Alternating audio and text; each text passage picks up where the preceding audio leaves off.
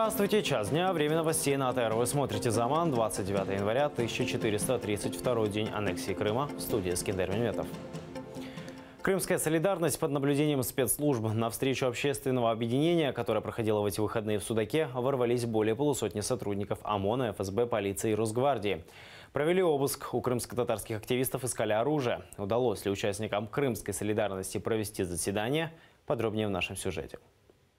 Ежемесячную встречу участники Крымской солидарности проводят в Судаке. Сюда пришел председатель местного меджлиса Илвер Аметов, близкие родственники крымских политзаключенных, активисты национального движения и адвокаты. Не успело начаться собрание, как за окном люди увидели автозаки. Вооруженные силовики с собаками ворвались в помещение. Никто не согласен с статьей 16. Мы имеем право у вас узнать, с какой целью собрались.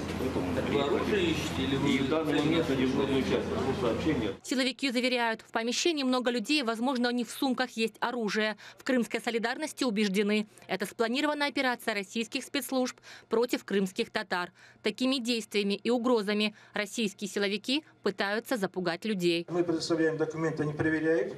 Может быть, будут говорить, вы не видели, нет, не видели, все не видели. Есть второй вариант, как они нам говорят, это они нам говорят, что всех могут погрузить в автозаки, или не знаю, во что там еще, и вывезти отсюда, скажем, какой-то, не знаю, РОВД или куда еще.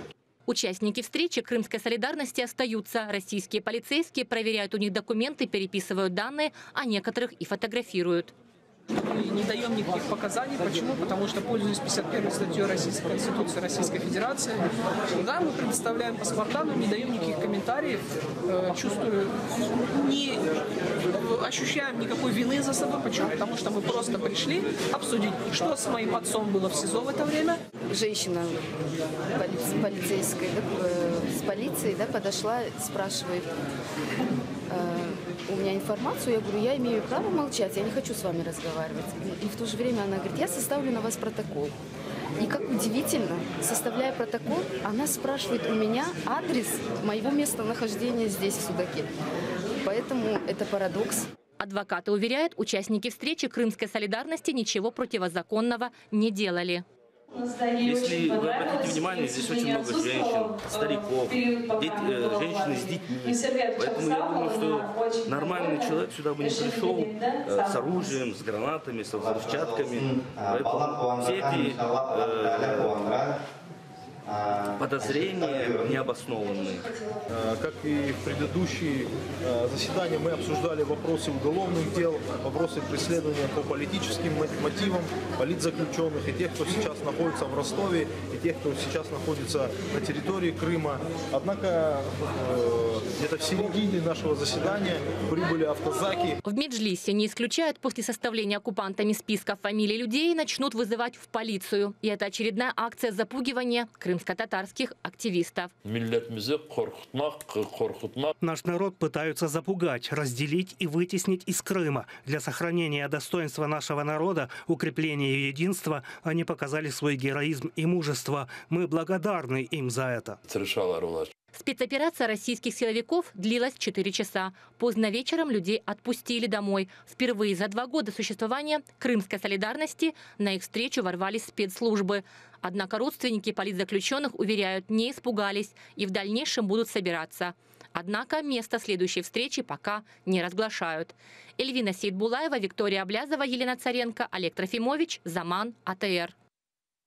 Страхом перед крымскими татарами назвал акцию российских силовиков на собрании Крымской солидарности украинский министр иностранных дел Павел Климкин и призвал Россию прекратить политические репресії на полуострові.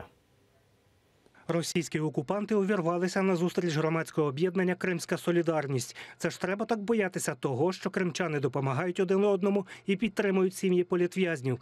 Припинити порушення прав людини і політичні переслідування в окупованому Криму – вимога всього демократичного світу до Російської Федерації. Герай Куламетов вышел на свободу. 10 суток общественный деятель и участник одиночных пикетов 14 октября провел в Белогорском СИЗО. По случаю освобождения в мечети его родного Старого Крыма провели молебен, а по завершению дуа всех угостили пловом. Герая Куламетова задержали 18 января. Тогда силовики нагрянули в дом крымчанина с обыском, обвинив в якобы экстремистских публикациях в социальных сетях. В тот же день оккупационный суд арестовал его на 10 суток. Мы должны все помнить о том, что это жизнь как испытание от Аллаха, и важно, как мы это испытание пройдем. Должны на него уповать, дуа читать, друг друга поддерживать. Все суды и все инстанции, которые проходили, были незаконны и ссылались на какие-то лжедоказательства со стороны правоохранительных органов, что в свою очередь повлекло за собой это арест нашего брата Герая. Герая это не сломило, и всему народу это показало, что в очередной раз правоохранительные органы пытаются всячески напугать наш народ, всячески закрыть рты.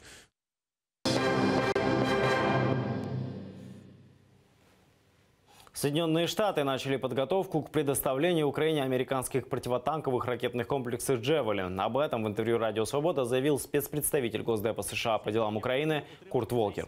По его словам, сейчас Вашингтон работает над тем, как их транспортировать и привлечь к работе украинские вооруженные силы.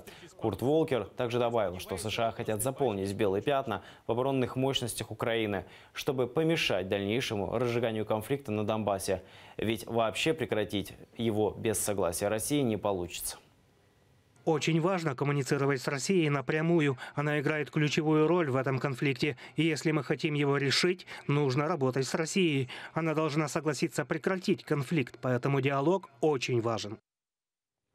Польский премьер-министр считает Россию самой большой угрозой для своей страны. По крайней мере, именно так Матеуш Моровецкий заявил в интервью изданию «Политика» на экономическом форуме в Давосе. И призвал Евросоюз готовиться к возможному вторжению России вглубь Украины. По словам главы польского правительства, на такой случай лучше иметь и вторую, и третью линии обороны.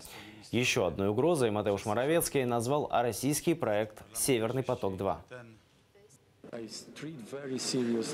Наиболее серьезная угроза для Польши сегодня – это Россия. Я думаю, то, что сегодня Россия делает в Украине, это очень опасно. Мы постоянно ведем переговоры с нашими партнерами из Европейского Союза и Соединенными Штатами, в частности здесь, в Давосе. Как нам противостоять этой угрозе и что может случиться, если Россия двинется из Донбасса вглубь украинской территории? Относительно Северного потока-2, то это не бизнес-проект России, как утверждает Германия. Он просто сделает украинскую газотранспортную систему бесполезной.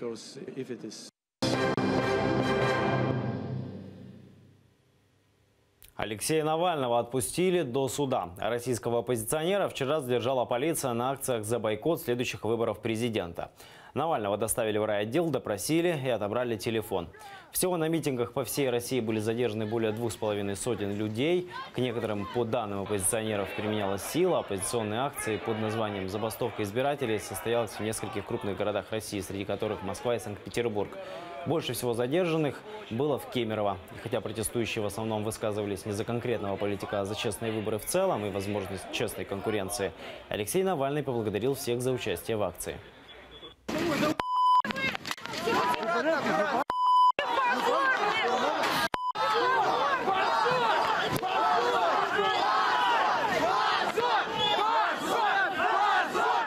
В Кремле радуются за нового старого президента Чехии. Друг Путина Милош Земан снова занял эту должность. Это стало известно на выходных, когда в стране посчитали результаты второго тура выборов. Он обошел своего конкурента Ирджи Драгоша на чуть больше, чем 4%. Земан известен своими откровенно исламофобскими взглядами. Также его хорошо знают как преданного лоббиста кремлевских интересов. В частности, Земан последовательно агитирует Евросоюз за отмену санкций в отношении Москвы. Он тоже негативно относится к Украине. Наших политиков упорно называет бандеровцами. А войну с Россией считает внутренним гражданским конфликтом. Также он предлагал Киеву фактически продать Крым России.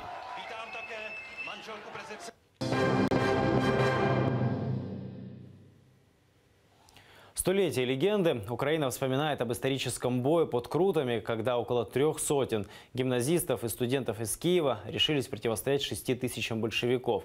100-я годовщина этого подвига должна стать примером для сегодняшних поколений, так как и в те времена Украина снова вынуждена отбиваться от агрессивного соседа, заявил президент Петр Порошенко. 100-та річниця Крут, в яку ми з вами зібралися, дуже знаменний день для кожного українця, для кожного патріота, а особливо для людей, які пов'язали своє життя зі Збройними силами України. Бій під Крутами – одна із численних битв в одвічному хрестовому поході Росії проти України. Накануне из Киева к станции Круты в Черниговской области отправился символический поезд «Единство». В нем лицеисты и гимназисты со всей Украины возобновили путь юных героев, которые положили свои жизни за Украинскую Народную Республику. Елена Царенко расскажет подробнее. Утром колонна курсантов Киевского военного лицея имени Ивана Богуна с флагами пришла на столичный вокзал. В колонне 600 юношей из разных уголков Украины. Символическим поездом единения они отправились на станцию Круты. Ровно 100 лет назад под Крутами украинские студенты и гимназисты приняли неравный бой с большевистским нашествием. Ради молодого украинского государства свои жизни положили 300 юных парней. Против детей воевали более 6 тысяч большевиков. Возложить цветы к мемориалу героев Крут приехали делегации лицеистов из 30 разных городов Украины. Павших поминают минутой молчания.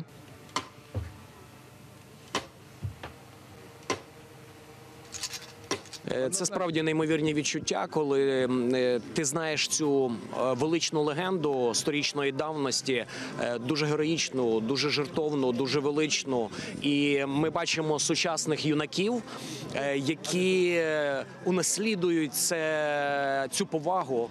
Чтят память героев Крут и курсанты из Одесского военно-морского лицея. Весной 2014-го из-за аннексии Крыма это учебное заведение вынуждено было переехать из Севастополя в Одессу. Я ще з самого дитинства мріяв вступити до військово-морського ліцею в Севастополі, але події в 2014 році мені не дали це зробити в майбутньому, тому було прийнято рішення мені переїжджати до Одеси.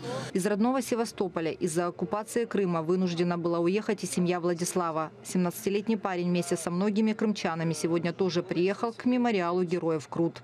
Крим повинен бути українським через те, що Крим вже давно став частиною України.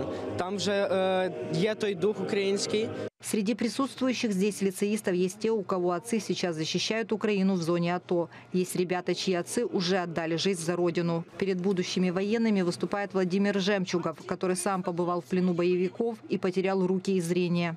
Сегодня на фронте молодежь в первых рядах встала на защиту нашей Украины и тем самым показала, что выбирает путь в сторону европейского, демократического, независимого пути Украины. Торжественной церемонии вручения государственных флагов с памятными лентами и почетным караулом. Так чтит подвиг героев Крут молодое поколение украинских воинов. Впервые военный оркестр исполняет концертный марш «Героям Крут». Елена Царенко, Ислам Пинка, Заман АТР.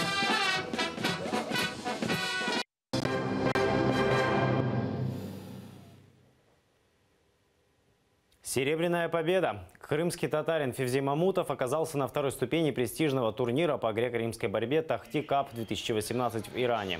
Опередить крымчанину удалось лишь казахстанскому борцу. Февзи Мамутов – один из самых успешных спортсменов из Крыма. Серебряная медаль для него всего лишь вторая в карьере. Повсюду он первый. Начинал в Севастополе, но после аннексии покинул полуостров. Сам объясняет, как участник спортивного клуба Министерства обороны Украины, он украинский офицер и давал клятву на верность. На полуострове остались его родители. Только в атаке можно найти победу. Столько опыта, столько уверенности, столько положительных, одни плюсы от этого турнира. И в том числе от поражения, я думаю, плюсы, чтобы куда-то не улетать высоко. Яркий бой и блестящая победа. Украинский боксер-крымчанин Александр Усик выиграл полуфинальный бой всемирной суперверсии бокса и выиграл 2 чемпионских пояса по версии WBO и WBC. Его соперник из Латвии Майрис Брендис дал настоящий бой украинскому спортсмену. При чрезвычайной поддержке домашних трибун он блестяще провел первые 4 раунда. И все же класс и настойчивость украинца до финального раунда была бесспорной. На пресс-конференции после боя латвиец выразил надежду на матч-реванш. Однако пока Александру не до этого. Сначала надо выиграть финал майской всемирной боксерской суперверсии. Призовой фонд победителя составит $50 миллионов и кубок Мухаммеда Али. Изначально фаворитом турнира букмекеры считают именно украинского боксера. У меня в коллекции еще один пояс, слава богу. Так случилось. Марис хороший спортсмен, сильный спортсмен. И вы увидели прекрасных, великолепных 12 раундов боя. Все новости к этому часу. Не пропустите следующий выпуск «Заман» на крымско-татарском языке с Мавилем Мухтаровой. Будьте с АТР.